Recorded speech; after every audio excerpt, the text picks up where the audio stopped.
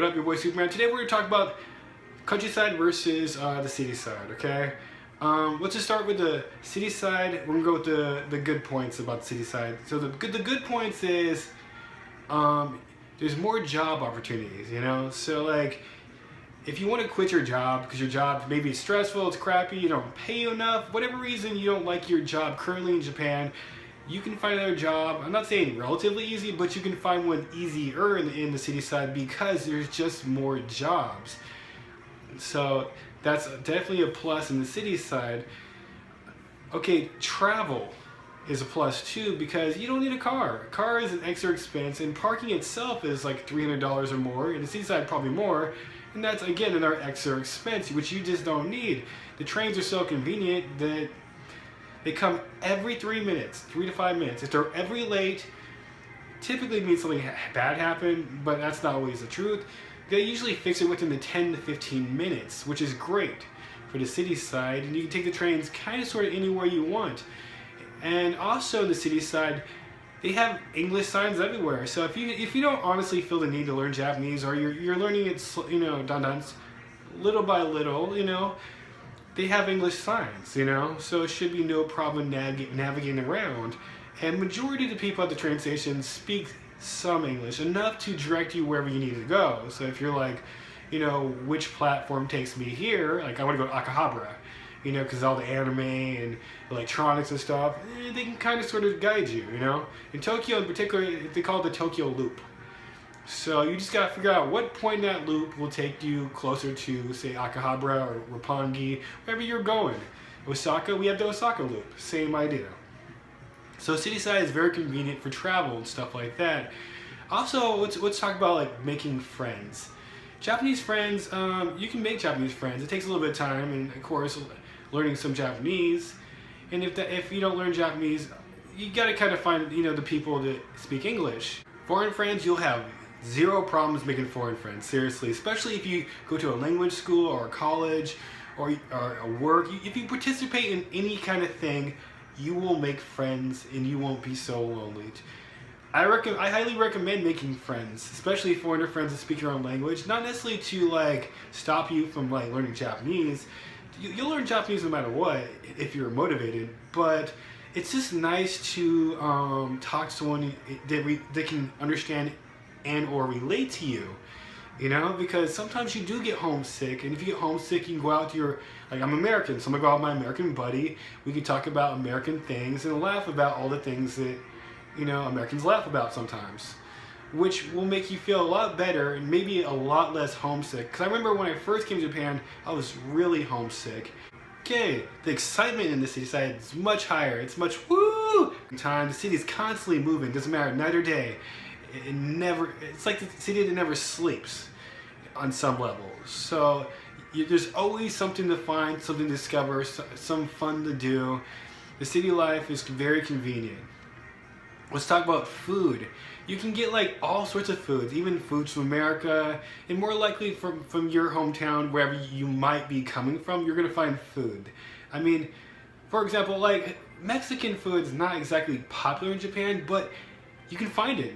You know, while I was in Yokohama, I found Mexican food shop. It was very expensive, but the food is very good and definitely worth it. The positive points of language schools in the city side, there's abundance of schools to pick from. So of course the price variation differs, and also the courses and classes differ. So you're gonna have so much opportunity to pick from whatever you want, especially if you're in Tokyo. And if you want to do a manga course, there are schools that offer manga courses in English.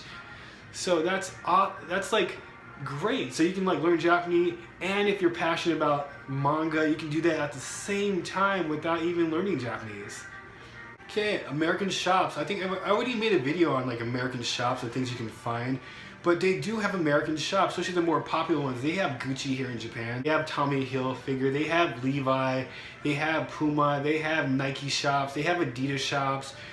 Any major brand you can think of that you might want to like get. Even Coca-Cola, they have a Coca-Cola store. English is needed here definitely, so you can get in on English teaching jobs even if you don't have a degree. That's like the biggest question. Do I need a degree? You do not need a degree, but of course it's still going to limit your job prospects. That's the truth. People with a degree or even higher than that are going to have more opportunities than someone who has less. That's the reality in Japan, that's the reality in America, that's probably the reality all across the world, obviously. So, but you will be able to get a job, so don't worry. Now let's talk about the downsides of living in the big city. Yeah, it's lively, more exciting, but there's a crap load of people, so everything you do is going to be always crowded, you know? So my philosophy in living in the city side is try to figure out what the Japanese are doing and do the opposite. Like, if it's like a holiday, like Golden Week, Silver Week, whatever, some kind of holiday, don't go out. And take your holiday time like during like the weekdays where they're not going out. So you don't have to, there's not so much competition. Convenient trains you're on, they come every 3 minutes. Usually in the city side, they're, especially Tokyo area, they're jam-packed.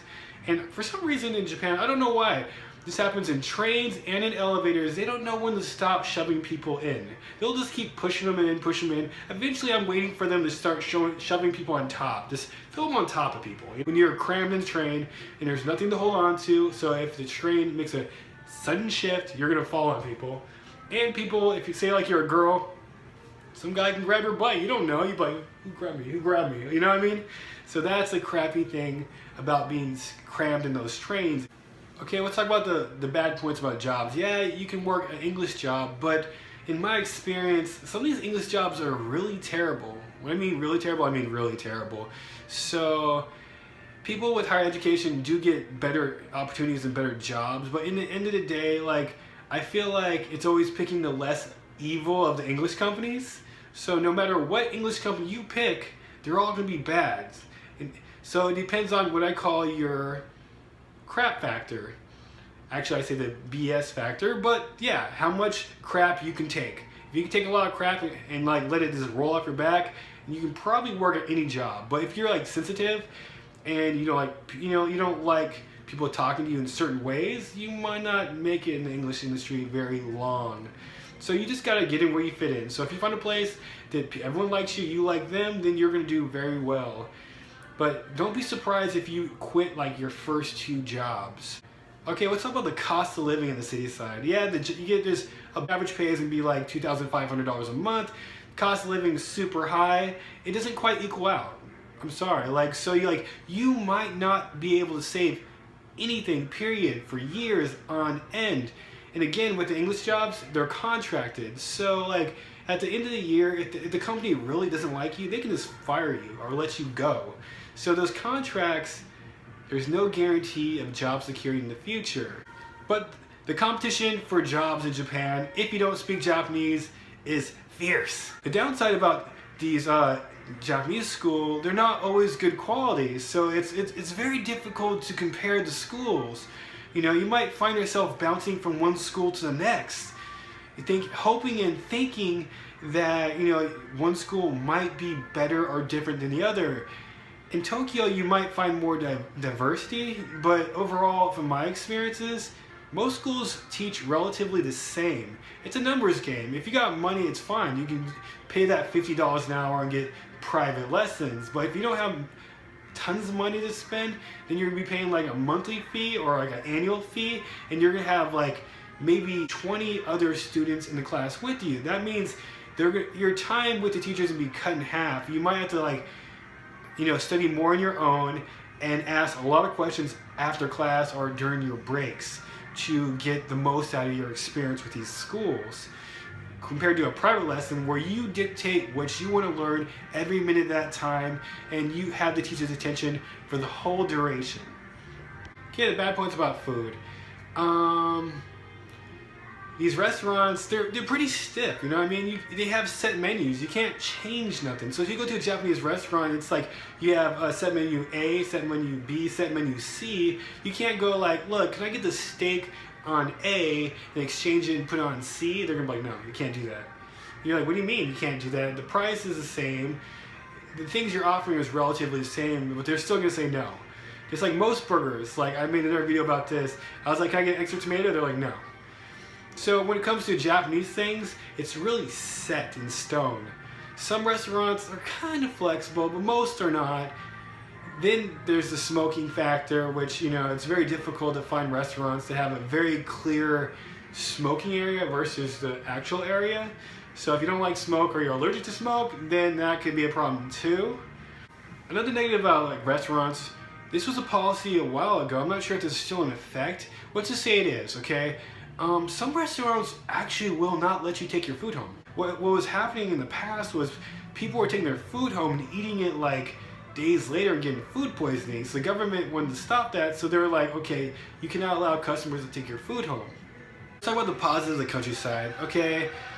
Jobs, for example. There's less competition because there's less foreigners. Most foreigners want to live in like Tokyo, Osaka, and the big cities and stuff like that. So you kind of sort of get to pick from the jobs that are in the countryside. And remember I told you, the average salary for jobs for English teaching starting out currently is $2,500. So you're living in the countryside, right? And you're still making that $2,500 salary or somewhere around there. The countryside is dirt cheap to live in, so you're gonna save tons of money versus the city side where you might not save even $1. So when I was in the countryside, I was making $2,000, and that was 2 years ago. So I was still saving $500 a month. So if you're really careful and concise with your money, because I actually went out on the weekend with my friends, which wasted money, right? But if you're careful with your money, you can save more than that per month, even if you're only getting paid $2,000 a month. We'll talk about the positives of Japanese learning schools in the countryside.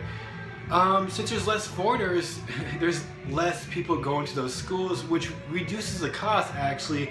And when you do have a class, it's usually like 5 to 10 people, unlike city side where it could be 10 to 20 people, right? So you're paying less, your classroom sizes are less. That means you get more time with teachers, therefore you're going to learn Japanese faster and more efficiently. But at the same time, private lessons are relatively still close to the same, $50 an hour. So if you want to do private, you can still do private. But you're saving money because rent's cheaper, food's cheaper, everything's cheaper, so you might actually be able to afford those private lessons that you want. Okay, the positive side is about the trains in the countryside. People in the trains in the countryside are just more friendly. They actually might sit next to you.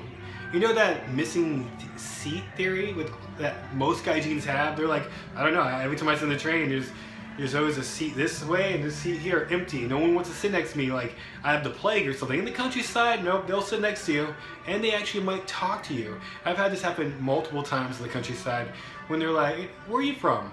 And they'll actually speak English to me, which some people don't like that because they call them gaijin hunters. They think people are looking for free English lessons. For me, I am very happy to talk to anyone in Japanese or in English. Even though it's the countryside, there is a nightlife. You might find local gaijin bars and stuff. You can meet local gaijins there. That's what I did, along with some meetups. It's going to be a lot less meetups, but look for gaijin bars. If you're working out that way, you can even ask your fellow teachers if there's a gaijin there, or gaijin means foreigner, sorry, or a Japanese teacher. They usually might know, and they can give you kind of a heads up of where you can meet other foreigners if you're looking for that. At the same time, meetups to meet other Japanese, and so if you go to the public buildings, you might be able to find like exchange services that'll help you for free. So they'll match you with a partner, so you can learn Japanese and or meet Japanese friends that way. Let's talk about the scenery in the countryside. The city side is beautiful in a different way. You got beautiful lights, nightlife, all that shiny excitement. The energy is just contagious. But in the countryside, yeah, it's slow, but they have like, depending on where you're located, beautiful beaches.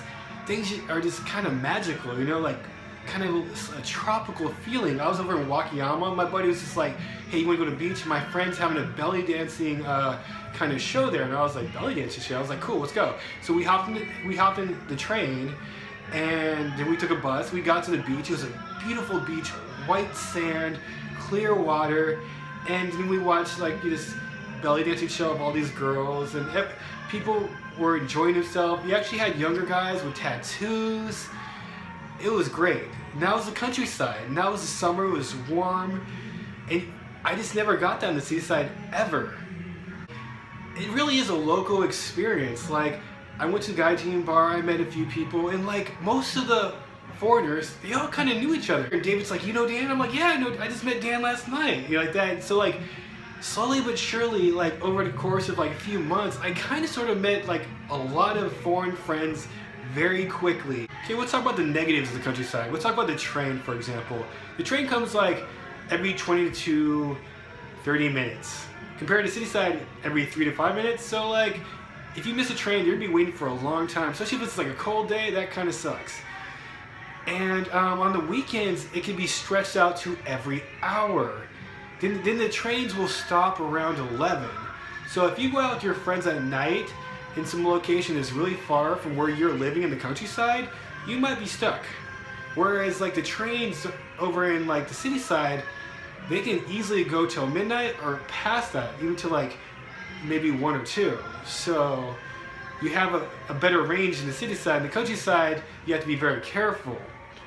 So basically, in these trains, very less English or no English, period. You have to listen to the overhead announcement in Japanese.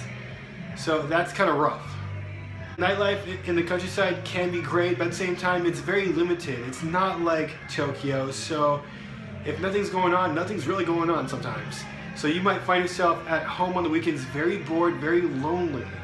And sometimes it is rough to make friends in the countryside. It really depends on where you're at, because not all countrysides have some kind of local foreigner bar. I got lucky. So there's some other places that are purely country. You might actually literally be the only foreigner in that town, depending on how small it is. Okay, the countryside is the slow life. If you're like a young person, you want some fast life, fun, meet people, this excitement, don't go to the countryside. Like, you know what you want, you've already matured, you're just gonna focus on your studies, maybe meet people and kind of set up a life in Japan just because you think Japan might be for you. Maybe you already visited and you really loved it. The countryside's probably more likely for you. You gotta keep in mind, most people in Japan, when I mean most people, I mean Japanese people, they'll work in the city side in their early ages, maybe to like 40 or whenever they get married, and then from there they move to the countryside, they'll build a house, build a life, and settle into their slow life. So if you're young, you want that fun, stay in the city side. At this point, let me just tell you my personal preference. I would say city side. I love the city side. I love the excitement. I love meeting new people. I love the convenience of the trains, not having to get my license or anything. The countryside, some places you have to get your license. So I love the convenience. If you like the video, thumbs up. I got more videos. My goal is to help you guys adjust and settle into Japan a little more. But thank you for watching. Peace, and until next time.